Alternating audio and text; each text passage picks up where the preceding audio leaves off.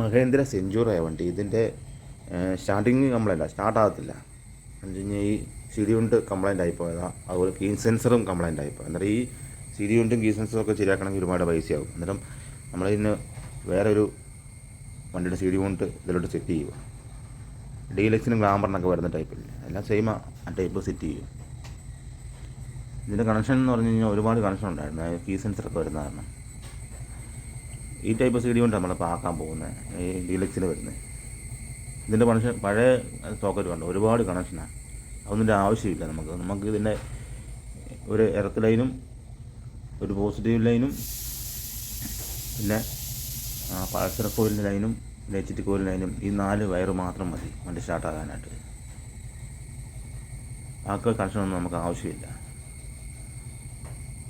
ബാക്കി വയറൊക്കെ നമുക്ക് കളഞ്ഞേക്കാം, കട്ട് ചെയ്ത് കളയാം. അതായത് നിങ്ങൾ 4 വയറ് മാത്രം മതി വണ്ടി സ്റ്റാർട്ടാക്കാൻ.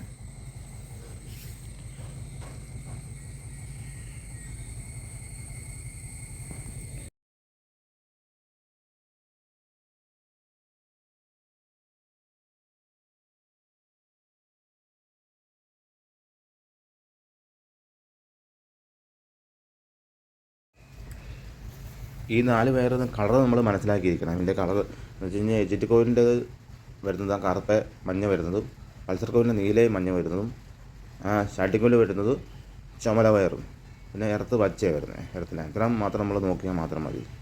ഈ 4 വയറാണ് ഉണ്ടെങ്കിൽ പ്ലഗ് കറണ്ട് വരാൻ. കറുപ്പ് മഞ്ഞയും പൾസർ കോയിലിൻ്റെ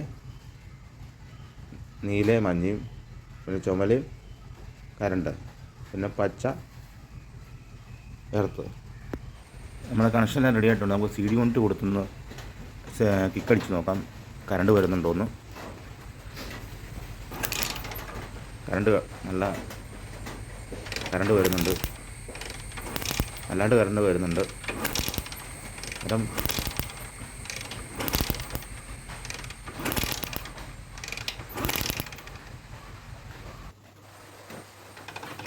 ഇതായിരുന്നു എൻ്റെ പഴയ സി ഡി കൊണ്ട് വന്നത്. നമ്മുടെ അത് ഈ സെൻസറൊക്കെ ഉള്ളതായിരുന്നു. ഇപ്പോൾ മാറ്റി വേറെ സി ഡി കൊണ്ട് വെക്കും. ഞാൻ ആദ്യം തന്നെ പറഞ്ഞല്ലോ, റിമോട്ട് കൂടെ താവിയൊക്കെ ആയിരുന്നു. ഇത് മാറ്റി നമ്മൾ ചെയ്തത്. പഴയ ഒരു സി ഡി കൊണ്ട് കിടന്നതായിരുന്നു, അതാണ് ഈ സി ഡി കൊണ്ട് അകത്ത് വെച്ച് സെറ്റ് ചെയ്തേക്കുന്നത്. എല്ലാവർക്കും എൻ്റെ വീഡിയോ ഇഷ്ടപ്പെട്ടെങ്കിൽ സബ്സ്ക്രൈബ് ചെയ്യാൻ മറക്കല്ല.